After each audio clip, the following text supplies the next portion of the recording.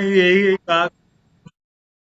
तो उस पुरुष ने आसक्त होकर के उस सुंदर स्त्री से यही कहा कि लव इन फर्स्ट साइट, कि मुझे पहली दृष्टि में प्यार हो गया, आपसे प्रेम हो गया है।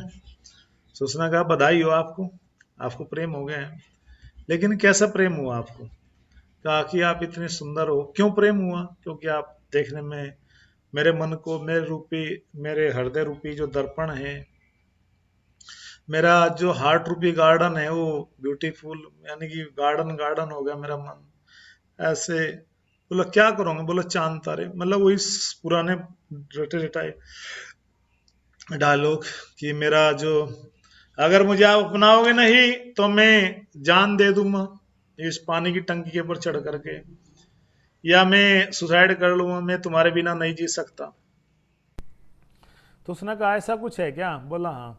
बोले यदि आपने मुझे नहीं अपना, मुझे जो है मेरे दिल को तोड़ दिया, तो मेरे दिल के टुकड़े हजार हो जाएंगे, एक यहाँ गिरेगा एक वहाँ गिरेगा, मेरा क्या होगा? तो उसने कहा सचमुच की हाँ। तो आगे एक काम करो, तुम यदि कोई मुझसे प्रेम करते हो ना, बोला हाँ। बोले आप 8 दिन बाद आना। 8 दिन बाद एक समय दिया, तारीख बताई, दिन बताया, टाइम बताया, स्थान बताया, सब कुछ बता, तो 8 दिन बाद आप आ जाना। बोले ठीक है, चलेगा वो। तो 8 दिन बाद आता है और वो देखता है कि उस बेंच पर ही, जहाँ पर उसने उसको प्रपोजल किया था, उस लड़की को प्रपोज किया था, तो उसको जाकर देखता है कि वहाँ तो उसने पूछा कि यहाँ एक बहुत सुंदर लड़की बैठी थी। बोले यहाँ पर? कहाँ, कौन लड़की बैठी थी सुंदर? उसने कहा कि सुंदर लड़की वो थी कि जो, मतलब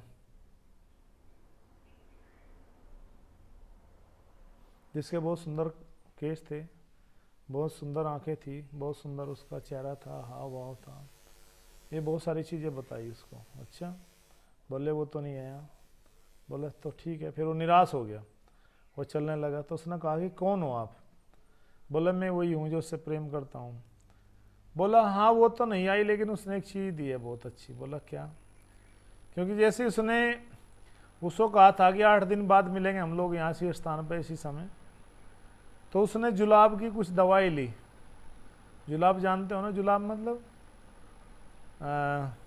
पेट खराब हो जाना, इंग्लिश में लूज मोशन बोलते हैं इनको, दस्त लग जाना। और उसने और ज़्यादा, मतलब जिससे वोमिटिंग आ जाए, ऐसी दवाई खाई। तो उसने किया कि 2 डब्बों के अंदर, एक में जो वो वोमिटिंग करती थी उसको इकट्ठा करती रहती थी, दूसरे के अंदर जो लूज मोशन जो पेट साफ करती थी वो इकट्ठे कर लिया। उन दोनों डब्बों को उसके सामने रखा।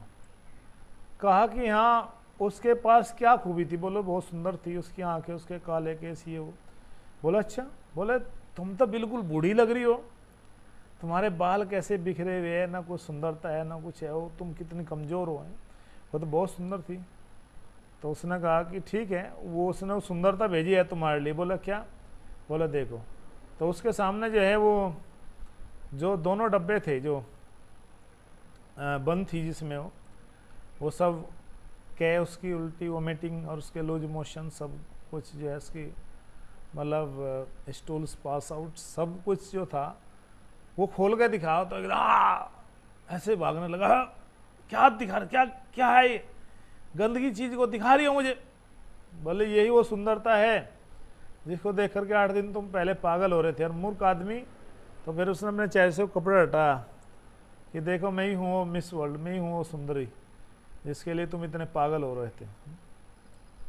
तो तब उसको जो है समझाया कि जो सुंदरता जो बंद थी, जिस सुंदरता के पीछे तुम पागल हो रहे थे, उस लड़की के पीछे वो मैं ही थी।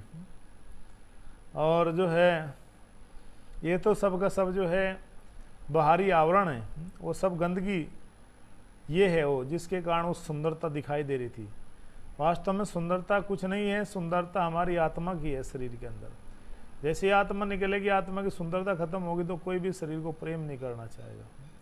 इस संसार के सब जो है संबंध जो हो गए सुंदरता को खत्म करने पश्चात जो है कोई भी प्रेम नहीं करेगा। जैसे आम्रपाली के साथ में क्या हुआ, आम्रपाली जब बहुत सुंदर थी तो उसके हजारों लाखों फैंस थे, मिलियंस लोग थे, मिलियंस ट्रिलियंस लोग थे उसके फेसबुक पे, इंस्टाग्राम पे, और कहाँ यूट्यूब चैनल पे फेस, और बहुत सारे चैनल्स थे, लिंक्डइन, व्हाट्सएप पे, सोशल मीडिया पे, जीमेल पे। लेकिन जब वो भगवान बुद्ध की सेवा करना चाहती थी, भगवान बुद्ध के पास गई एक बार, पता लगा भगवान बुद्ध आए हैं। भगवान बुद्ध ने कहा कि भगवान बुद्ध ने देखा ये बहुत सुंदर है, जवान है, और इसका मन अभी भक्ति में लग सकता है।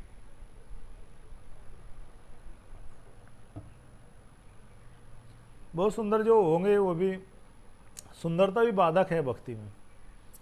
इस बात को स्वयं कुंती महारानी जी कह रही है कि 6 तरह के लोग हैं जो भक्ति में नहीं लगते। कौन बताएगा? कोई भी, मतलब 6 गुण, 6 चीजें हैं जो जिसके पास ये 6 चीजें होगी वो भक्ति में नहीं लग सकता। कौन बताएगा 6 चीजें क्या है? लिख सकते हो। 6 वस्तु ऐसी है जो जीव को भक्ति में नहीं लगने देती। नहीं, अच्छा, तो ये 6 चीजें हैं जो उसको भक्ति में लगने में बाधक होती है। जैसे उदाहरण के लिए अत्यधिक सुंदरता, बिल्कुल सही बात है।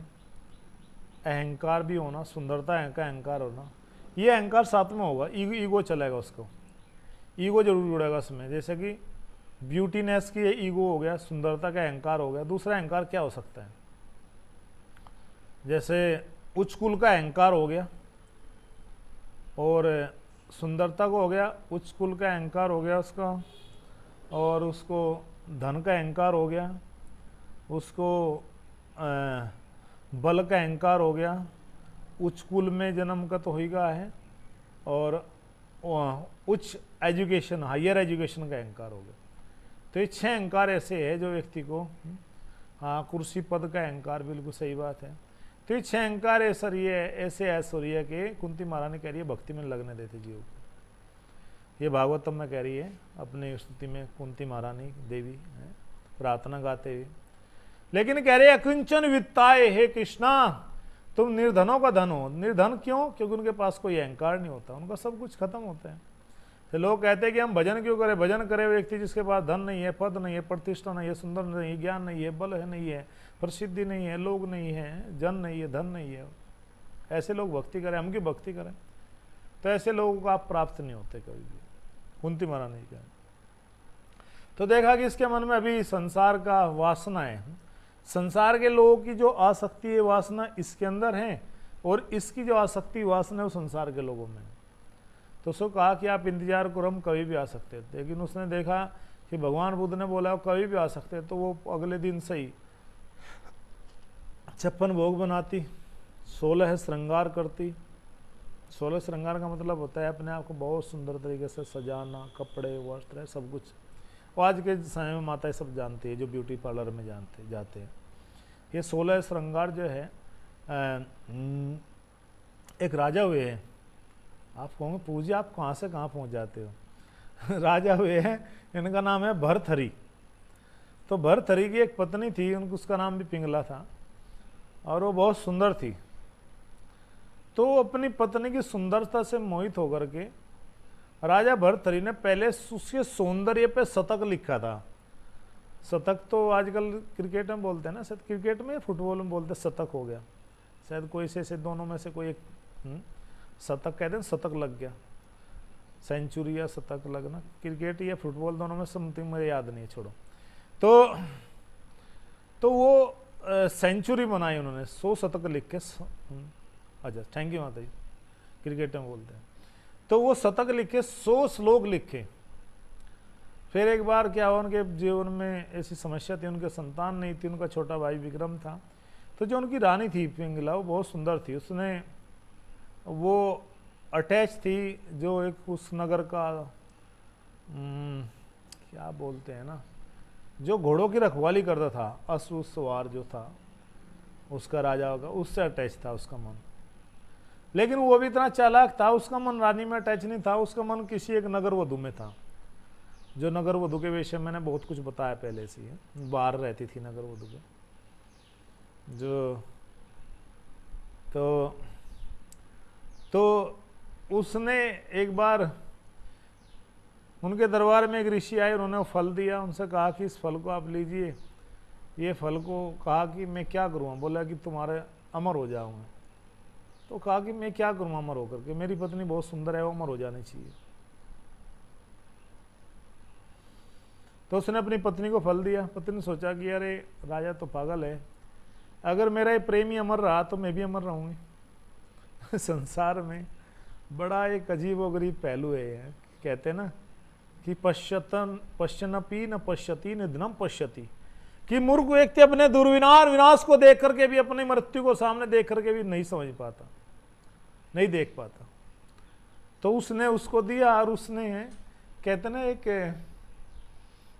किसी एक कवि ने बहुत सुंदर बात कही है कि हमने आपको चाहा, आपने किसी और को चाहा, और भगवान करे वो किसी और को चाहे।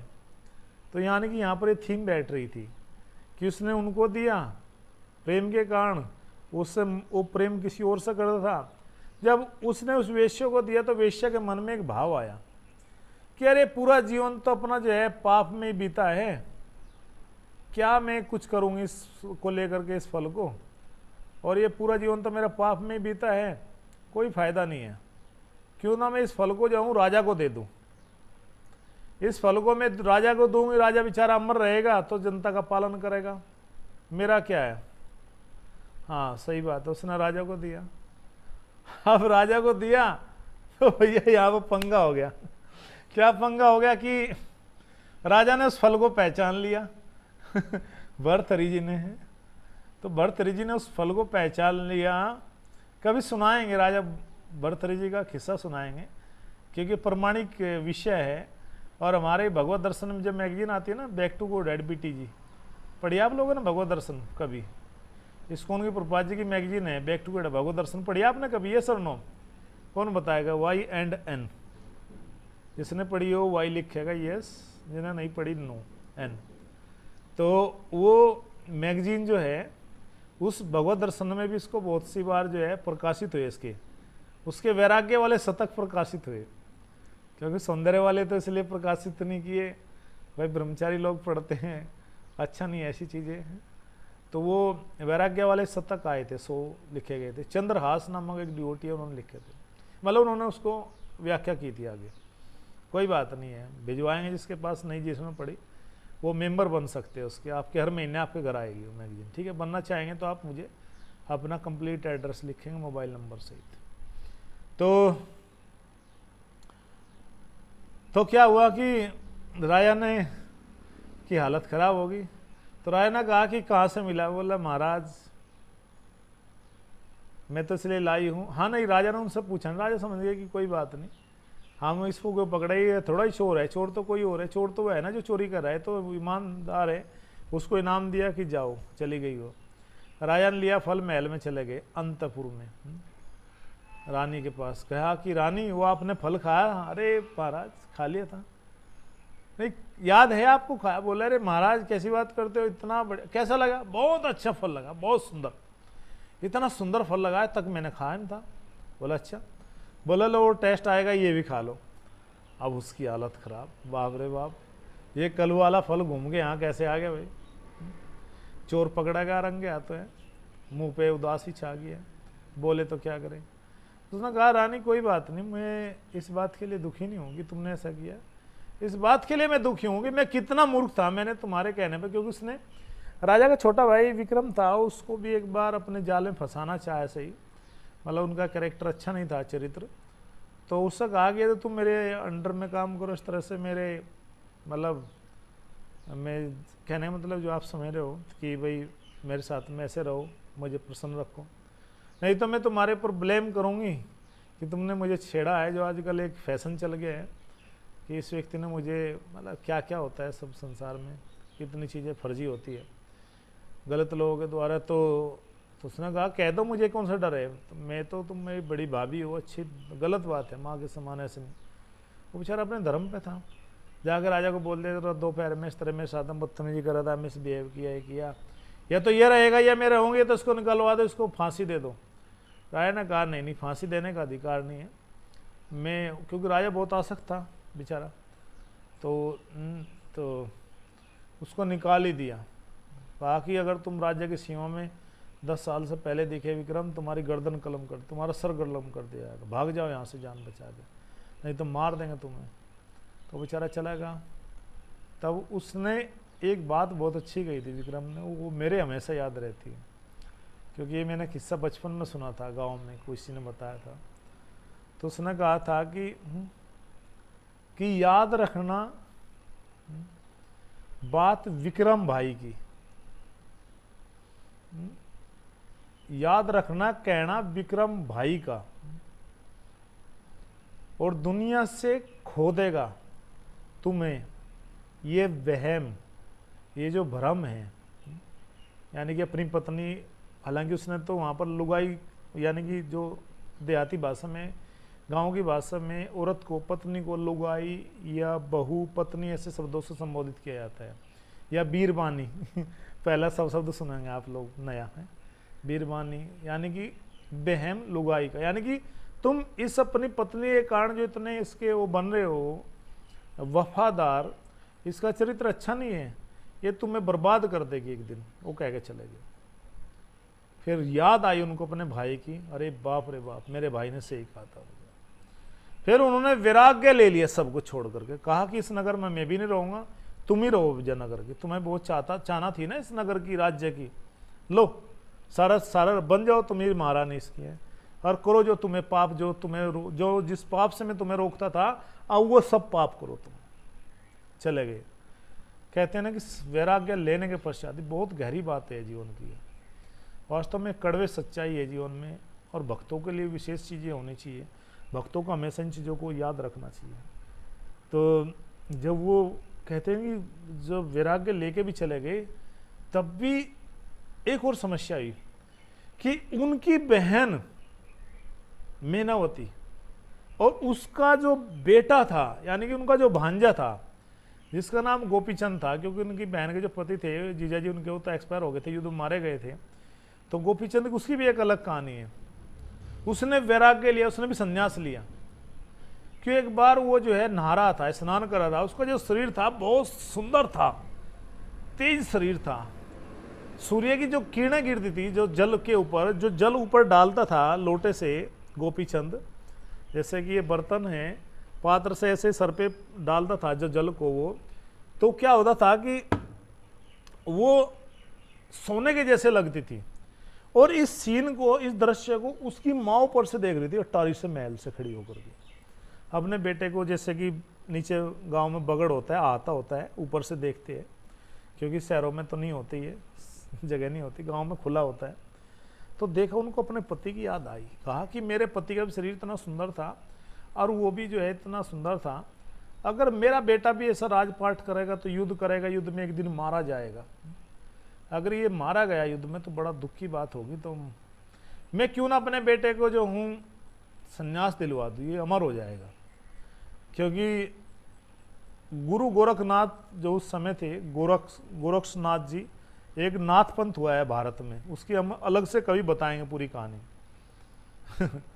अनामिका माता जी एक दिन कह रही थी कि प्रभु जी ये बातें जो है कुछ लोगों को बुरी लग सकती है, हालांकि थोड़ा सा इसमें हो जाता है, आलोचना पुट आ जाता है, लेकिन चलो, कह रहे थे कि क्योंकि बहुत सारे लोग हैं जो द्वेष भी करते हैं, जो वीडियो जो हम डालते हैं किसी चीज़ के लिए, कुछ लोग ऐसे भी है जो लोग लाइक नहीं करते हैं, लोग जो कुछ बाद में अलग ही प्रतिक्रिया करते हैं उस चीज़ पर, हालांकि वो शास्त्रों के अनुसार है, क्योंकि पचा नहीं पाते ना लोग सच्चाई का। तो उसकी कहानी हम कभी बताएंगे। तो उनसे उन्होंने अपने पुत्र को जबरदस्ती ले जा करके 16 कन्या, 12 रानी, 12 पत्नियां थी उनकी, 16 पुत्री थी, पुत्र नहीं था कोई भी। तो कहा कि बेटे तू अमर हो जाएगा, संसार में जोग ले ले। तो उसने कहा देख लो माँ, अगर मैंने कदम बढ़ा दे फिर वापस नहीं आऊंगा। बोला हाँ। तो उसको संन्यास दिलवा। जब संन्यास लेकर के आया तो गुरु ने कहा कि बेटा, क्योंकि ये नाथ परंपरा जो है, आपने भागवतम में आगे आएगा वर्णन, दत्तात्रेय जी का नाम सुना ना, दत्तात्रेय जी, दत्तात्रेय, चंद्रमा है, शंकर, ये तीन जो है अनसुईया की संतान इस तरह से जो हुई थी, वो आगे बताएंगे हम आपको, वो भागवतम में वर्णन है, वहाँ से शुरू हुआ था। तो उन्होंने जो है राजपाट त्याग दिया, कहा कि अपनी पत्नी को माता कह के भिक्षा मांगो तब तुम्हारा संन्यास सफल माना जाएगा। कितनी कठोर तपस्या थी। जैसे वो आए, पत्नी को रानी कहा तो रानी को बेहोश होकर गिर गई। तो वो भी जंगल में चले गए, वो भटक रहे थे और भटकते भटकते दोनों को प्यास, जानते नहीं थे, बाई एक्सीडेंटली जंगल में एक सरोवर था, एक नदी थी, तो वहाँ पर आए। उससे किनारे एक बहुत सुंदर पेड़ था, उस पर अपने कपड़े टांगे, जो थैला था सन्यासी के पास क्या होता है, छोटा थैला कपड़े होते सब, कि भाई एक कपड़े जोड़ी होते, एक सुखा लेते, एक धो लेते, एक पहन लेते हैं। तो वो स्नान करने गए तो वापसी देखा तो दूसरा थैला, वो पीछे से आए, पहले जो है भरथरी जी आए, सन्यास ले रहे था, फिर गोपीचंद जी आए, लेकिन एक दूसरे को पहचानते थे कि बड़े बड़े जटाए बाल, 20-30 साल पहले बिछड़े हुए थे, लंबा समय हो गया था, कभी देखा नहीं, तो पहचान नहीं पाए। तो उन्होंने कहा कि ये मेरी डाल है, इस पर झगड़ रहे, दूसरे ने कहा ये मेरी डाल है, झगड़ने लगे। तो वहाँ पर देखा कि एक बुढ़िया और स्त्री घूम रही थी, तो वो कहा कि भाई, दूसरे ने कहा तुम्हारी डाल नहीं, पेड़ की डाल है।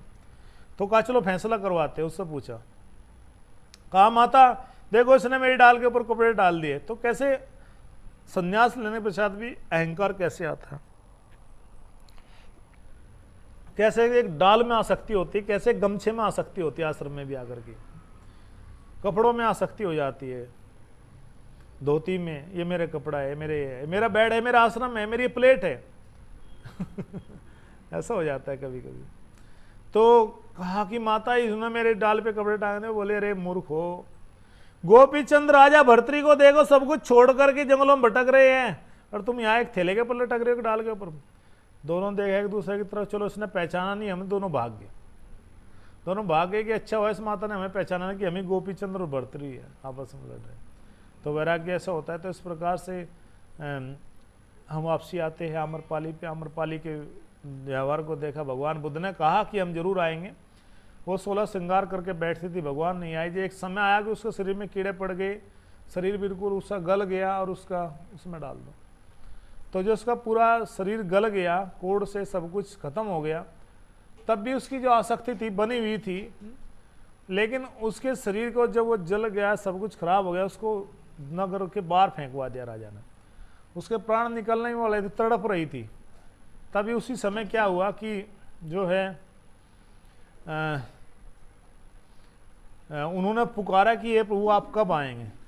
तो देखा कि सामने उस समय उनकी ऐसे रेते में गिरी तो उनके कुछ कुछ शरीर में प्राण बचे थे। तो देखा कि सामने जो है भगवान बुद्ध खड़े थे, ध्यान दिया तो आंखों से आंसू बहने लगे कि अब आप आए हो मेरे जीवन, मेरा शरीर नहीं रहा, धन नहीं रहा, कुछ नहीं रहा मेरे पास, अब आए हो। तो भगवान बुद्ध कहते हैं आम्रपाली, मेरे आने का यही समय होता है जब जीव का मन संसार में होता, तब तक मैं नहीं आता।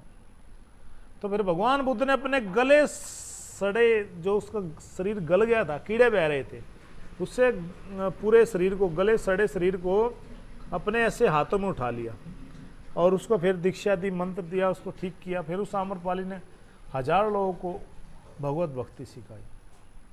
तो ये होता है संसार के प्रति रियलाइजेशन होना, आत्म साक्षात्कार होना। हरे कृष्णा, जय श्री प्रभुपाद।